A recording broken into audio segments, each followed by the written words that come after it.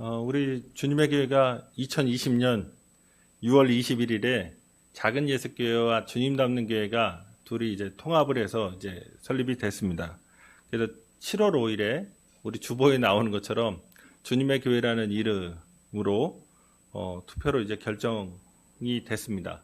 그런데 2020년부터 저희가 이제 겪은 충격이 있죠. 이 사회가 코로나19 때문에 제대로 된 예배 한번 이렇게 저희가 늘 말하는 거지만 기념사진 한 장 없다.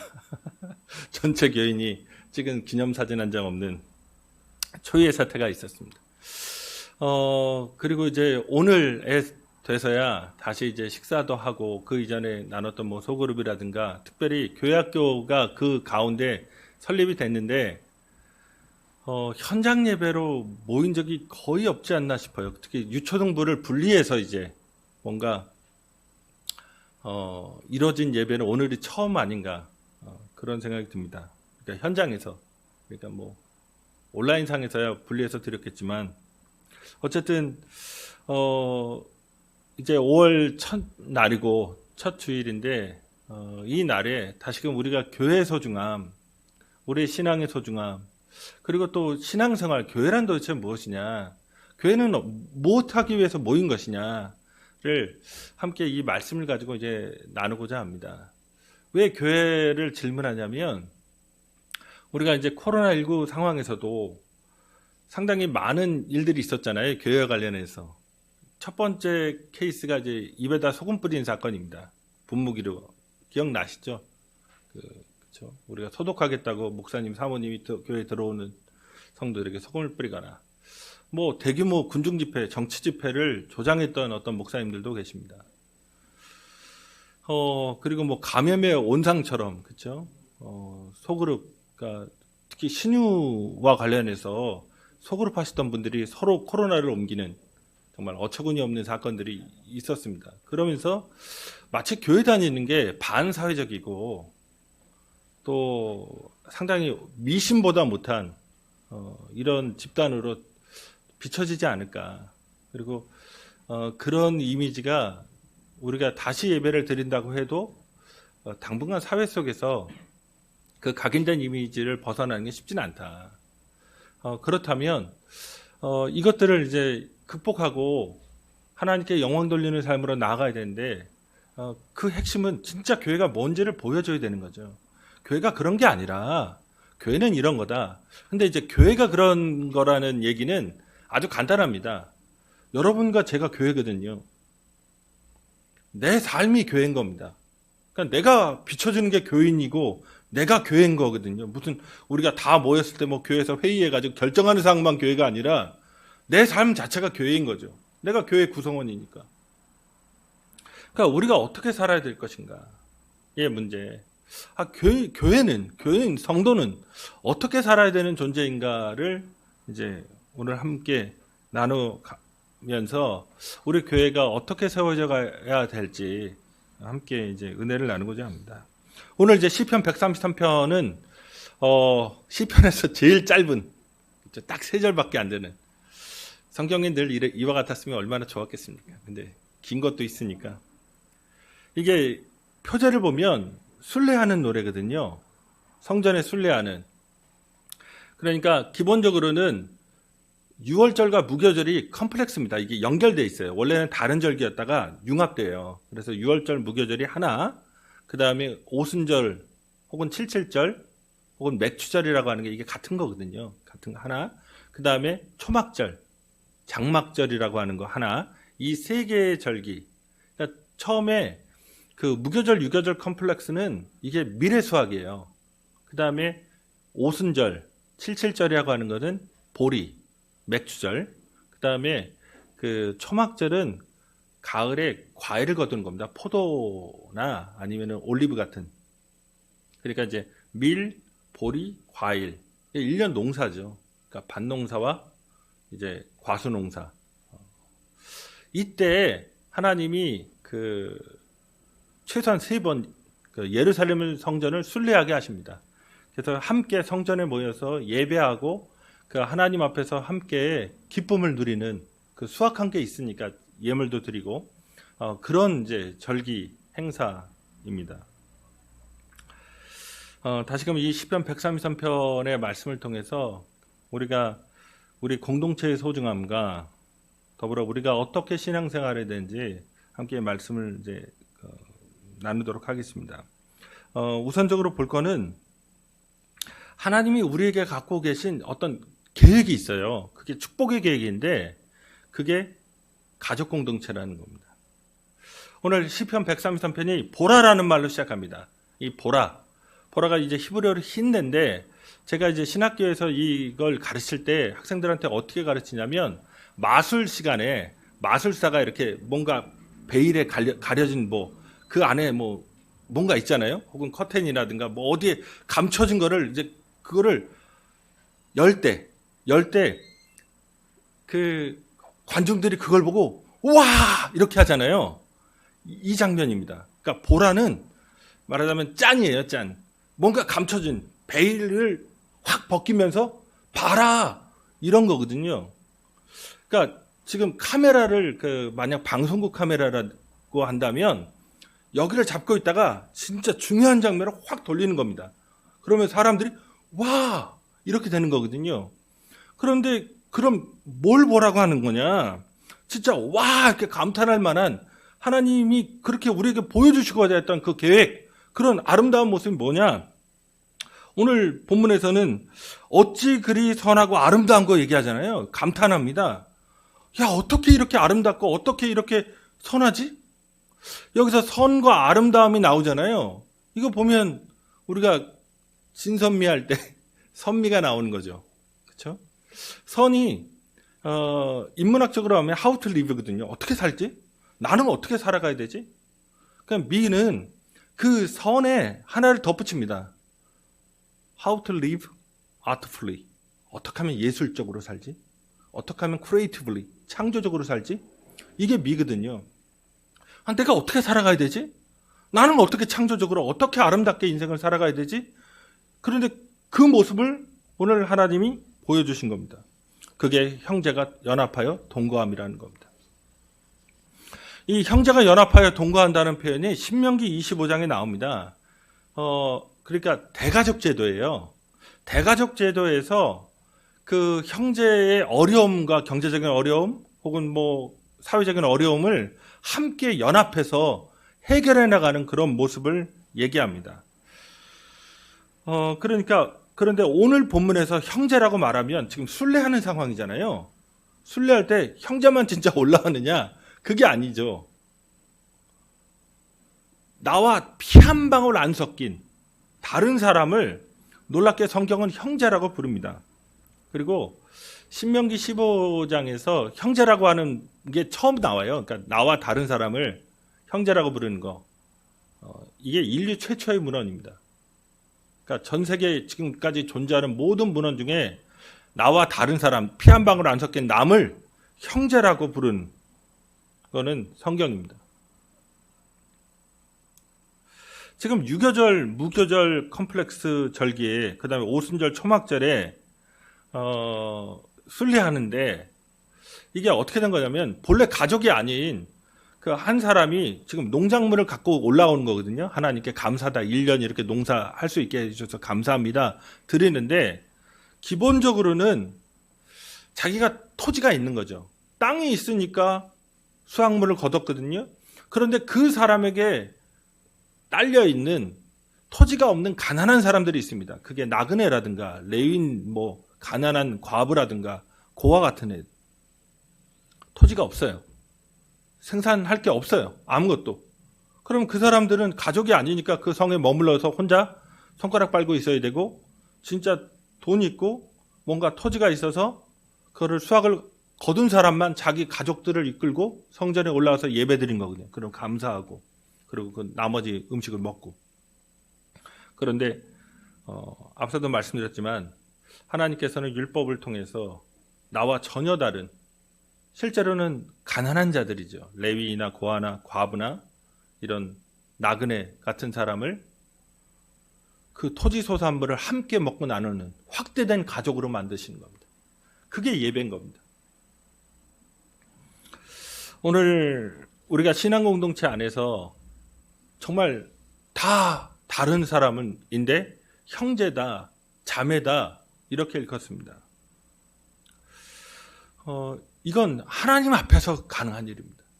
하나님이 우리를 그렇게 불러주셨기 때문에, 하나님이 우리를 그분의 자녀 만들어 주셨는데 놀랍게 나만이 자녀된 게 아니라 하나님이 수없이 많은 사람들을 그분의 자녀로 받아주셨기 때문에, 부르셨기 때문에 가능합니다. 그래서 예수님께서도 그 하나님 말씀대로 지켜 행하는 사람이 내 모친이고 내 형제고 내 자매라고 그렇게 말씀하십니다. 그리고 마가복음 10장 29절에 31절에서 예수께서 이르시되 내가 진실로 너에게 이르노니 나와 복음을 위하여 집이나 형제나 자매나 어머니나 아버지나 자식이나 전토를 벌인 자는 현세에 있어 집과 형제와 자매와 어머니와 자식과 전토를 100배나 받되 박해를 감하여 받고 내세에 영생을 받지 못할 자가 없느니라. 예수님께서도 자신을 따르는 사람들을 어떻게 부르시냐? 형제와 자매로 부르십니다. 그렇게 생각하시는 거죠. 그래서 교회는 어떤 곳이냐 그러면 새로운 가족이 된 겁니다. 전혀 달라요. 경제적으로도 다르고 사회적으로도 다르고 뭐 고향도 다르고 친척도 다르고 혈연적으로 육신적으로 신체적으로 모든 것이 다릅니다. 그런데 우리가 신앙 안에서 새로운 가족이 되어서 서로를 위로하고 서로를 격려하고 용납하고 용서하고 또 지지하고 지탱하고 지원하는 곳. 그래서 누군가는 누군가의 형제가 되어주고 누군가는 누구에게 자매가 되어주고 누군가는 누구에게 아버지가 되어주고 어머니가 되어주는 그런 곳이 교회라는 겁니다. 오늘 시편 133편에서 그렇게 형제와 자매된 사람들 그걸 보여주신 거잖아요. 한번 봐라, 짠! 이게 정말 구원받은 공동체다. 이게 정말 하나님이 원하시는 거다. 하고 우리에게 그게 가장 멋진 모습이다. 인생 어떻게 살아야 되지? 인생 어떻게 창조적으로, 어떻게 멋있게, 어떻게 예술적으로 살아야 되지? 진짜 아름답게 사는 인생이 뭐냐? 이와 같이 사는 것이라는 것을 성경은 우리에게 보여줍니다. 혹 어떤 사람은 교회 다니는 게 나와 하나님과의 관계, 그래서 나와 하나님 관계만 이렇게 굳건하고 어떤 일에도 흔들리지 않으면 된다. 그렇게 생각하시는 분도 있습니다. 그러니까 어쩌면 신앙이 궁극적으로 어떤 선택과 결단이거든요. 신앙행위는. 그런 면에서 자기가 흔들리지 않고 하나님을 붙잡고 있고 하나님 말씀대로 살아가겠다. 그렇게 뭐 생각하는 것도 일면 뭐 나쁜 건 아닙니다. 그런데 온전한 건 아니죠. 오늘 이 신앙 공동체, 이 시편 133편의 공동체가 하나님을 안 사랑하냐? 사랑하는 거죠. 지금 순례까지 하잖아요. 그 먼 길을 터벅터벅 걸어서 가족들 다 이끌고 그 볕단 뭐 이런 거 밀 뭐 이런 거 다 짊어지고 걸어서 예루살렘 800m거든요. 진짜 등산하는 겁니다. 그 마지막 루트가 여리고인데 여리고부터 예루살렘까지는 해발이 1km 이상 차이 나요. 왜냐하면 이게 마이너스기 때문에 여리고는 해발 마이너스에 있으니까 그 1km 이상을 마지막 7km를 걸어 올라가는 거거든요. 이게 하고 싶으세요? 군대 행군한 거 생각해 보시면 그것도 애들 말도 안 되는 애들 다 이렇게 떠안고 막 이렇게 하나님을 사랑하기 때문에 가능합니다. 하나님이 주신 은혜가 있기 때문에 나를 그렇게 이 세상 속에 살아가게 하시기 때문에 하나님께 예배 드리죠. 그런데 그걸로 만족하는 게 아닙니다. 영적인 형제와 자매들이 있는 겁니다. 그들과 함께 어울려 사는 삶, 그들과 함께 하나님의 그 사랑을 나누는 삶, 여기에 교회의 핵심이 있는 겁니다. 하나님을 사랑하고 이웃을 사랑하는 것, 그 둘 다, 그 어느 것 하나도 빠질 수 없는 거죠. 우리가 아무리 한국교회가 뭐 비판받는 것 중에 하나는 새벽 기도 하는 거 누가 뭐라고 하겠습니까? 그런데 새벽 기도에 자기 얘기만 하고 가는 거예요. 남의 얘기는 껴들 수가 없어요. 1초도. 뭐 부흥회를 하든지 뭘 하든지 남은 없습니다. 다 축복 부흥, 뭐 축복 치유성회, 다 지가 고침받고 지가 축복받는다. 이건 다 그런 이기적인 모임. 그게 10,000명이 되든 1,000,000명이 되든 그게 온전한 공동체라고, 온전한 예배라고 성경에서 말할 수 없는 거죠. 우리가 신앙생활을 하면서 그리스도 안에서 서로 깊이 교제하고 한 몸을 이루는 것이 하나님이 원하시는 것이고, 그것을 추구해야 그게 선한 믿음이고, 그게 아름다운 공동체이고, 그게 온전한 신앙생활인 겁니다. 요한일서 3장 14절에서 우리가 구원받았다고 하는 것을 아주 과감하게 얘기합니다. 구원받은 모습이 도대체 뭘까? 우리는 형제를 사랑함으로 사망에서 옮겨 생명에 들어간 줄을 알거니와 사랑하지 아니한 자는 사망에 머물러 있느니라. 구원이라는 게 도대체 뭘까? 요한일서는 사랑함으로 사망에서 옮겨 생명으로 들어간 줄을 알거니와 사랑하지 아니하는 자는 사망에 머물러 있느니라. 형제와 자매로서 사랑의 공동체를 이룰 때 그것이 구원이라는 겁니다. 만약 그렇지 않는다면 아무리 하나님을 거론하고 뭐 예수를 믿는다 말하고 성령의 무슨 은사를 체험했다 말하지만 여전히 사망 안에 거하는 겁니다. 사랑이 구원의 모습입니다. 내가 우리 가족에게 어떻게 사랑의 모습으로 드러날 수 있을까 고민해야 됩니다. 그러니까 내 자신이 하기 싫은 게 있잖아요. 그렇죠? 나도 피곤하고 짜증나고, 그렇죠? 일평생 그렇게 안 살아왔으니까. 한동희 집사님 찌개 끓이시나요? 아, 예. 그러니까 회개가 임해야 됩니다. 어쨌든 그 모든 일에 있어서 형제가 동거해서 연합하는 것, 그것이 하나님이 진짜 원하시는 모습이라는 것을 우리가 깨달아야 됩니다. 그 다음으로 그래서 이 가족 공동체로서의 우리의 모습이 그럼 어떻게 진짜 그러면 구체적으로는 어떤 모습이어야 될까? 가족 공동체로서는 2절과 3절 상반절에 형제가 연합하여 동거함이 도대체 진짜 이게 어떤 모습이냐를 두 개의 비유를 통해서 말씀해 줍니다. 그러니까 선하고 아름다운 게 뭐냐? 그걸 이제 비유인데 하나는 그 머리에, 그렇죠? 제사장의 머리에 기름을 붓는 거죠. 그게 수염을 타고 흘러내서 이 옥깃입니다. 이 옥깃에 흘러내리는 장면을 얘기했고, 또 하나는 이제 헐몬산의 이슬이 시온의 뜰에 내리는 것을 얘기했어요. 근데 첫 번째에 이게 왜 그 제사장에게 기름 부어갖고 지금 생각해보면 우리식으로 얘기하면 아니 기름 그거 아우 막 부어가지고 수염에 아우 막 옥깃 아우 이거 빨래는 어떻게 하고 대책이 없다. 그렇죠? 옷 버린 사건이잖아요. 이게 왜 귀하고 좋은 것일까? 지금 제사장이 세워지는 건데 그건 하나님과 이스라엘 백성 사이에 그 매개하는 중재하는 어떤 인물이 세워지는 거잖아요. 그럼으로써 하나님과의 관계도 이스라엘 백성이 좋고 이스라엘 백성 사이의 일도 이 사람이 그 관장에서 좋게 만들거든요. 모든 게 다 평안한 거죠. 신앙적으로 그리고 신앙 공동체적으로 편한 겁니다. 이렇게 되면 하나님과 이스라엘 백성이 좋을 뿐만 아니라 다시 말씀드리면 신앙인들이 형제 자매로서 그 제사장을 중심으로 해서 공동체 생활을 아름답게 해나갈 수 있는 거죠. 그 다음에 두 번째는 이제 이슬인데 이스라엘의 건기에는 진짜 거의 이슬을 찾아보기도 어려운, 그래서 농사가 안 됩니다. 비가 안 내리니까. 그런데 이제 비가 안 내린 지역에 그래도 생명이 가능한 건 밤에 양털 같은 걸 놓는 거예요. 기드온이 하듯이. 그러면 이제 기온의 차로 이슬이 이제 양털에 있으면 그거 짜가지고 먹기도 하고 마시기도 하고, 그래서 생명이 유지되는 거죠. 그리고 풀과 나무도 마찬가지입니다.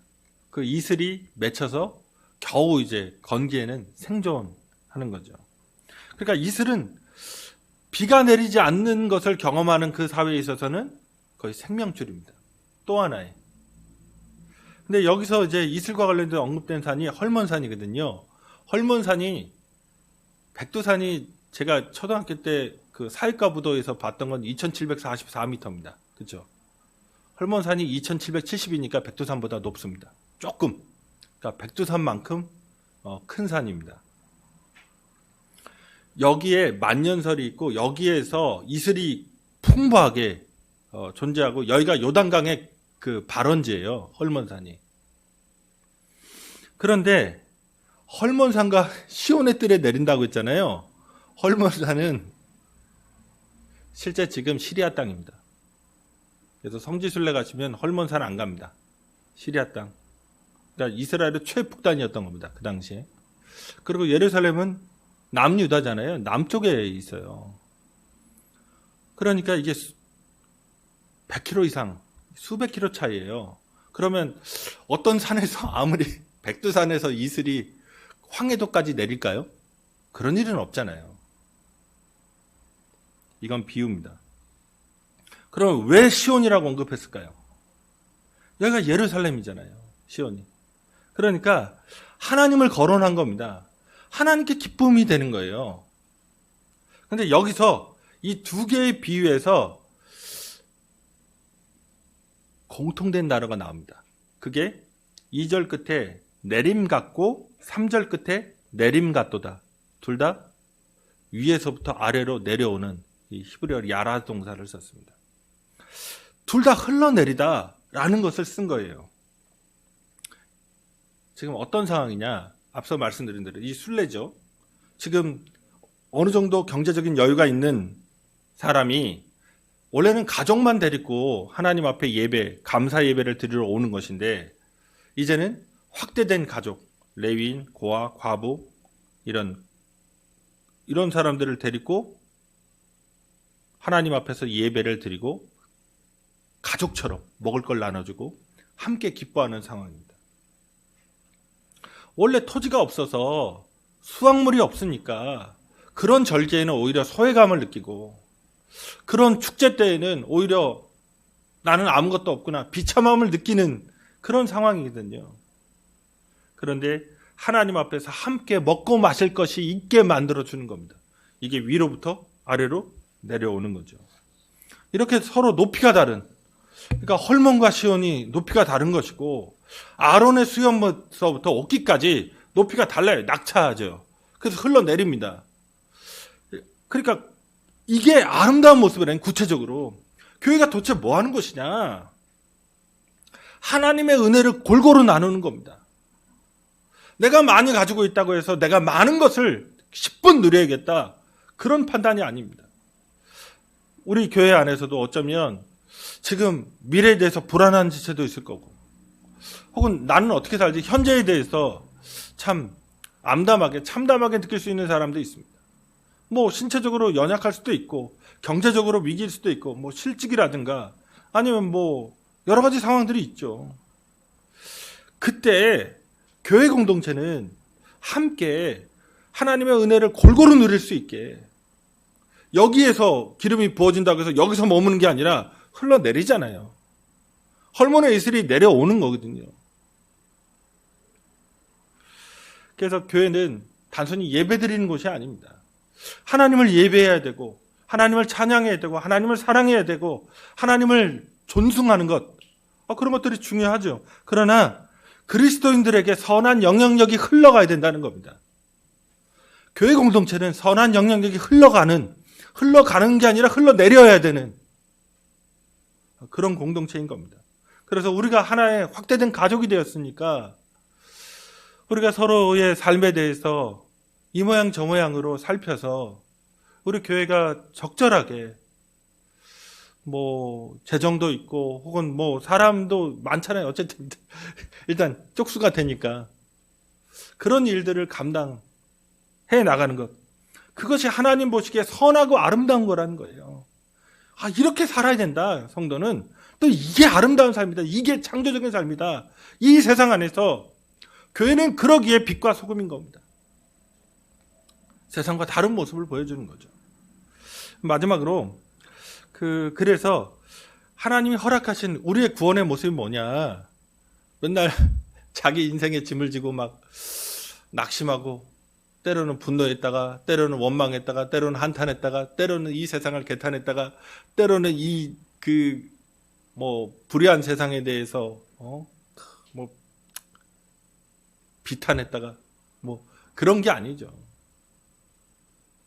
제가 이제 가슴 아프게 생각하는 건 이런 꽃피는 시절이 되면 김서월 씨가 생각나잖아요. 그렇죠? 막 초원, 그쵸? 진달래꽃. 근데 김서월 어떻게 죽었는지 아세요? 사업에 망해가지고 잡지사인가 뭐 출판사다가 망해가지고 34살에 부인은 그렇게 사랑했다는데 부인이랑 같이 이제 부인한테 술 좀 받아와라. 그런 다음에 아편 타가지고 음독자살했습니다. 아니 진짜 지금 봐도 그런 시 쓸 수 있는 사람이 진짜 없을 것 같다. 진짜 그쵸. 5천년 우리 역사에서 그런 시인이 있을까 싶은데 사업 망해서 34살에 음독자살한 겁니다.